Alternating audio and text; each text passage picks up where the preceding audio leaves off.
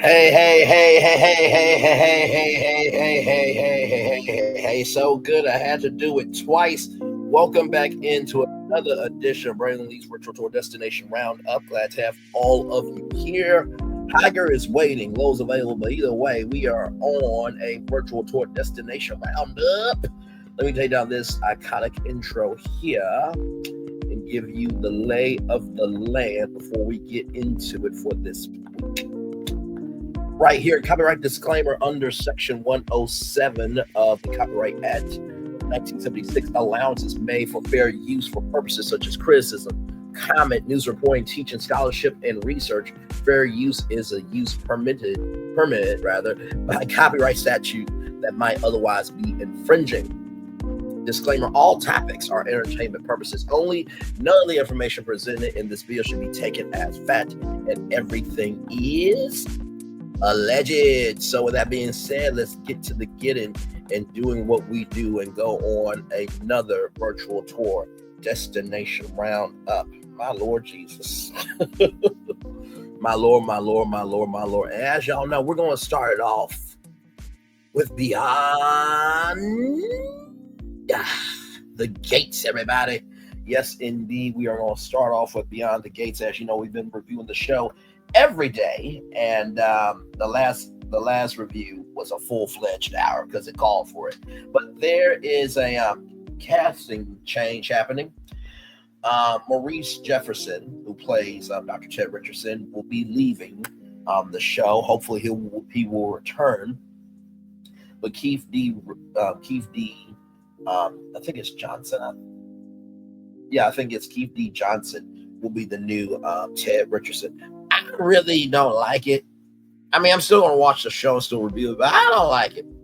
I don't think we really have to change the cast. I think the cast is just fine. They all have been playing their role really, really well. I mean, for goodness sakes, I mean, in your premiere, or for God's sakes, in the words of Mama E. Evelyn Braxton, you guys beat out General Hospital, which is a 60-year-old network soap opera, and that's the second longest soap opera running ever.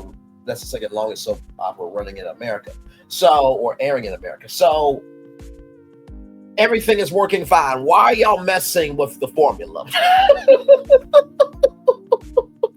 Like, good Lord. And to everyone saying this, that, and the third, y'all, do y'all not understand how big it is with the climate that we're in, that there is a black-led daytime soap opera that is whooping tail in the ratings? Like, come on. Like, let's just be happy that we got this show, that we have an outlet for something real, because let me tell you something. The drama on Beyond the Gates feels realer than reality television, if we really want to be real about it.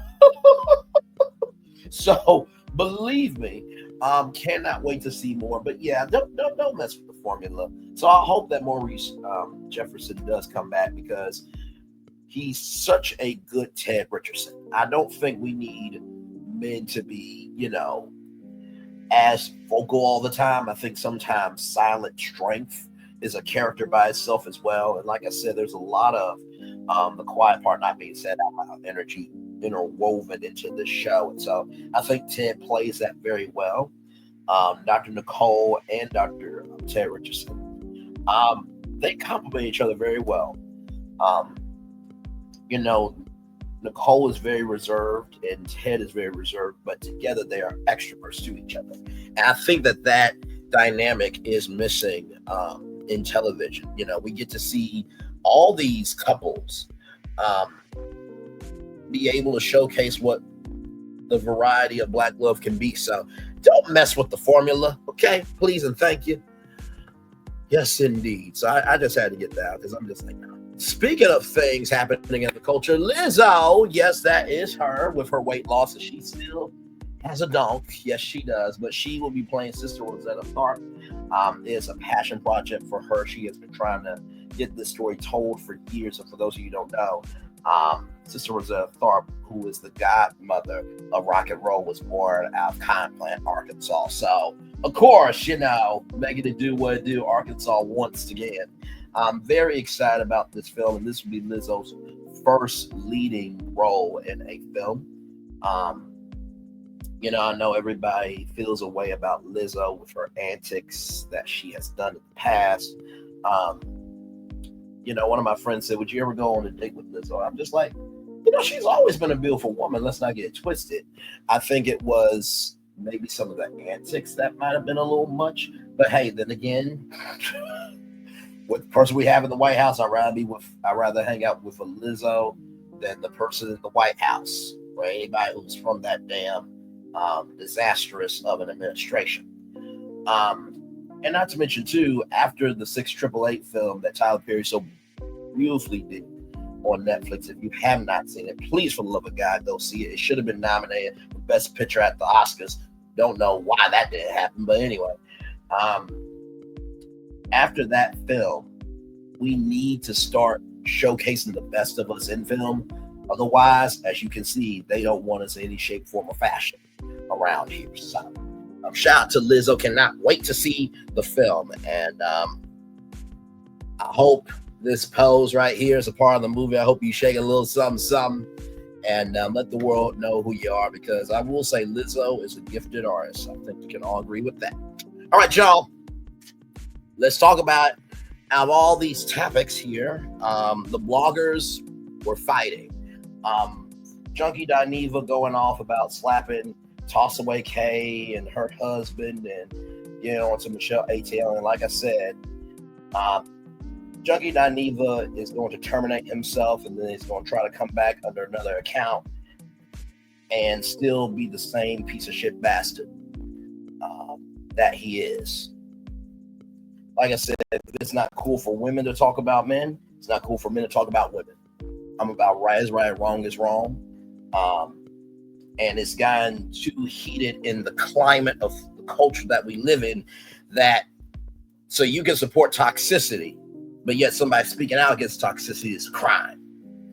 And it's to our own detriment, because like I said many times before, some of y'all will support toxicity on social media and support toxicity in terms of what's happening in the culture, but yet you would never allow that out of your family and your friends. So yeah, to me, it's just beyond the pale that we live in a society where it's like sides that you gotta be on, this, that, and the third. And it's just like, how about we just be a solution? And if something's going on, instead of trying to DM somebody to besmirch someone's character when you know them personally, how about you have a conversation with them with some tonality, with some respect and some decorum. And I truly do believe you have to get to know people for who they are personally, because the gag is 10 times out of 10, and really above and beyond most of the time, that person is really not a bad person. It was just wrong place, wrong time. But we cannot throw away people so quickly, because some of y'all have thrown away people off of a moment and you have forgotten their totality. And the gag is the energy you have for them, someone's got the same energy for you. So, like I said, I think Junkie Diney was absolutely wrong for everything that he said. And listen, Quad is not Jill Scott. Funky not either. So, listen, like I said before, if there was a circle for Quad and there was a circle for Jill Scott, and you ask men and women who would they want to go on a date with, I promise you that circle will be filled for Jill Scott before Quad Web any day of the week. That ends in Y, and that's every damn day, like I said. So then after that, we talked about Peter Hesh there. He texted war plans to the editor of The Atlantic.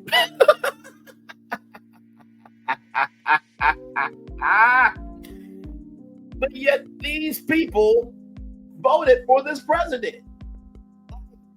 And, Jasmine Crockett, I think she said it best. Let me go to Now This Impact.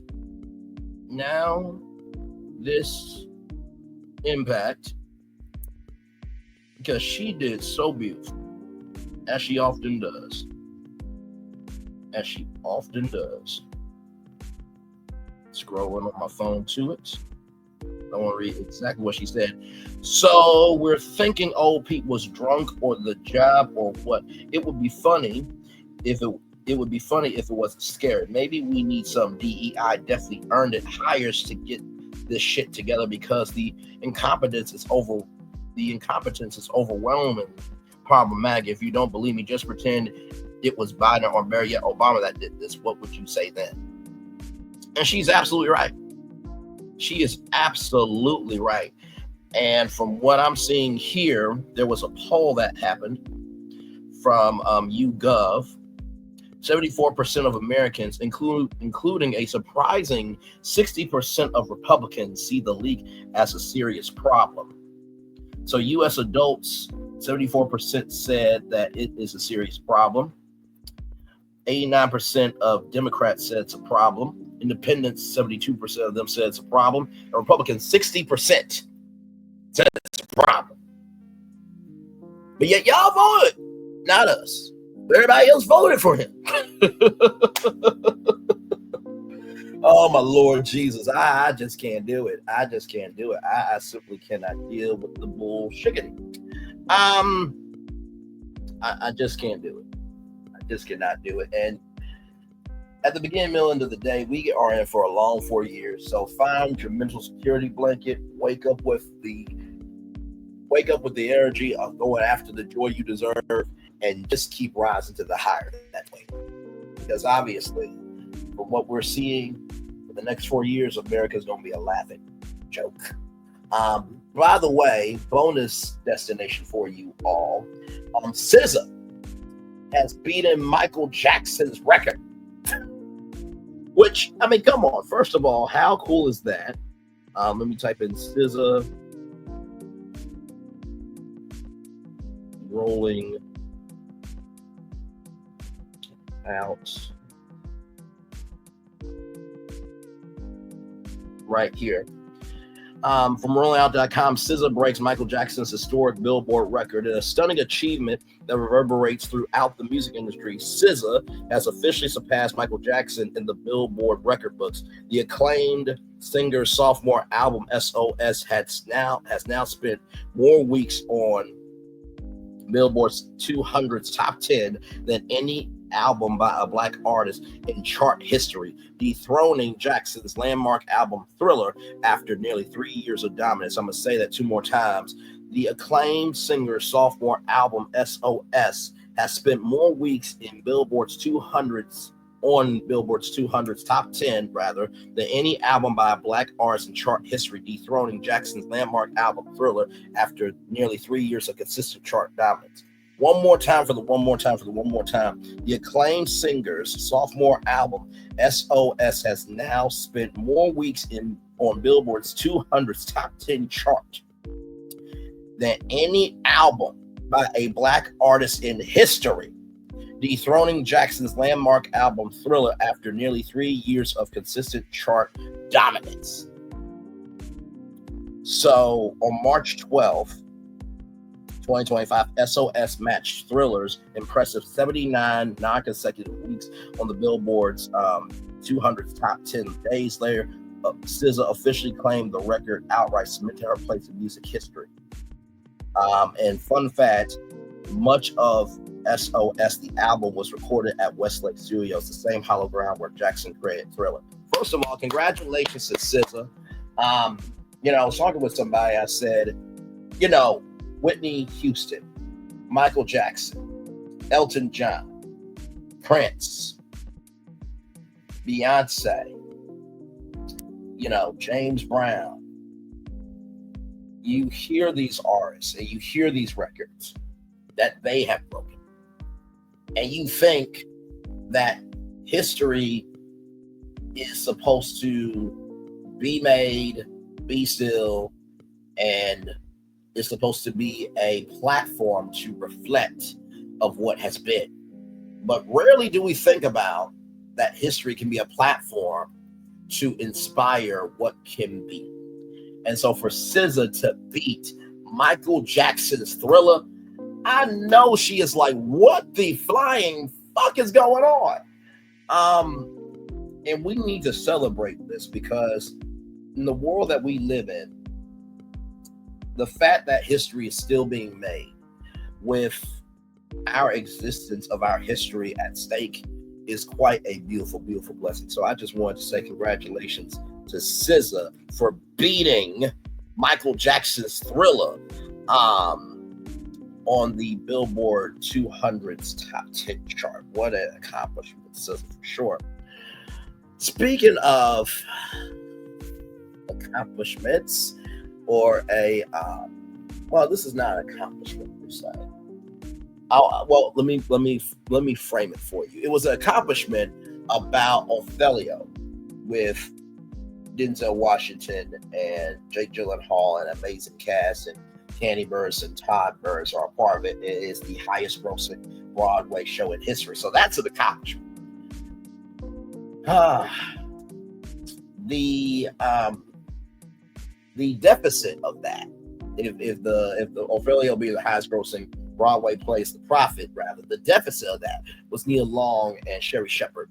They had an interesting entanglement of energy because apparently Nia Long believes that Sherry Shepherd has shaded her on her talk show, and Sherry Shepherd tried to do the right thing by having a conversation by, waiting in the restroom for 15 minutes. For those of you who are wondering, like, why was Sherry Shepherd in the restroom for 15 minutes?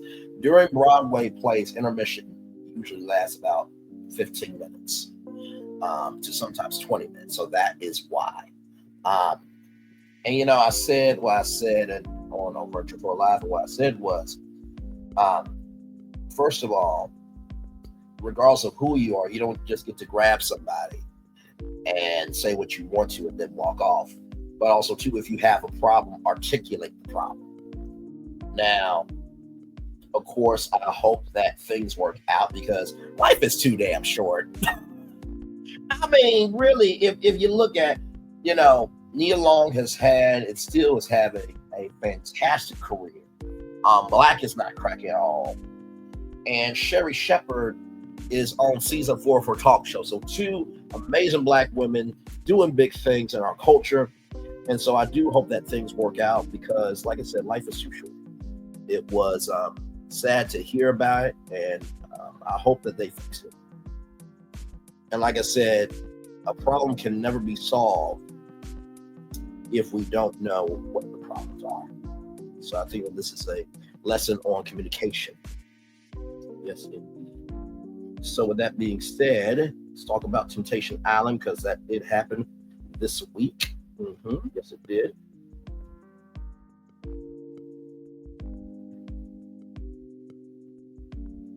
So for episode 8 of Temptation Island, we talked about Shantae and Braylon. And something that happened was Amia said that I feel like he doesn't take responsibility for anything he does. So the ladies got to see these clips one more time of their partners. Oh, sorry, y'all. My bad. Here it is, Temptation Island. You know what? Temptation Island Celebrity Edition would be fired, Netflix. I'm just saying. Hey, if you do that, I want my credit, okay? And I want to be on the show. Just as a friend of the house. Anyway, so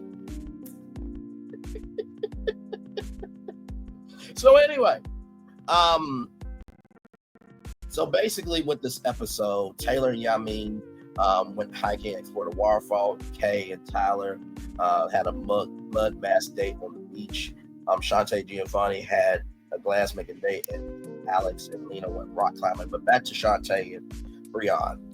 I have felt for Shantae, since the beginning, because Shantae has been a ride or die girl, and Braylon had a threesome and then said that he had no regret for it because Shantae wasn't doing this, that, and the third sexually. And I will say this. Shannon Sharp said something I'll never forget to Chad Ochocinco and to everybody on Nightcap. He said, you will have a woman with 80 to 90% of what you need, but yet you will leave her for a girl that has 10 to 20% of what you want. And I feel like Braylon is finally getting it, that he's done the most. But sometimes when you do the most happens to you in consequences. And so, I feel Shantae, if he doesn't show remorse, then she's done. But honestly, you should be done anyway, because the fact that he has not cared for you on this island, you know, you know, sometimes how you are, how can I put this? Because I'm trying to put it delicately, even though I'm not really delicate with it. Well, no, that's not true. I try to be delicate most times. I'll put it like this.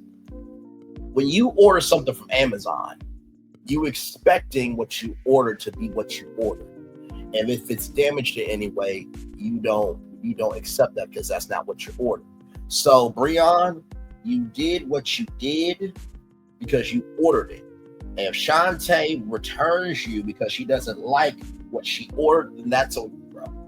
That is on you. So that's what I have to say about Temptation Island, episode 8 there. And like I said, we'll be reviewing Temptation Island, episode 10 on Sunday. We're almost done, everybody. Here, Marvin Sapp holding the people hostage for $40,000. He used scripture to justify his broken, tattered, and disgusting behavior. Like I said, there's always a way to ask. And, he also talked about his wife that passed away, and how he was able to go on a date with his wife for $20 and had the preachers, give $100. It's just like, dude, no. If you want people to give, do what you're supposed to do, and then everything else will come. And for this to come from Marvin Sapp was quite fragrantly disgusting. I broke it down virtual tour live. And I was just, because I'm like, of all 3 churches that I went to growing up, I've never seen not one of those men ever do that behavior. And I've come to realize some people are out of the church because of incidents like this. They're out of the church because there were things that happened to them from a youth point of view. People are out of the church because maybe there was an experience that they went through that they didn't know how to talk to God. So they were like, I'd rather not talk to them. So I'd rather leave Christianity because this experience is too painful. So I've come to realize people who leave the church, they have their own reasons. And just because they have their own reasons for leaving doesn't make them a bad person. Because your walk, my walk, and all of our walks are not the same. We all go through things through the leaves and the branches, but we go through it differently through the roots. So that's what I gotta say about Bishop Marvin Sapp there.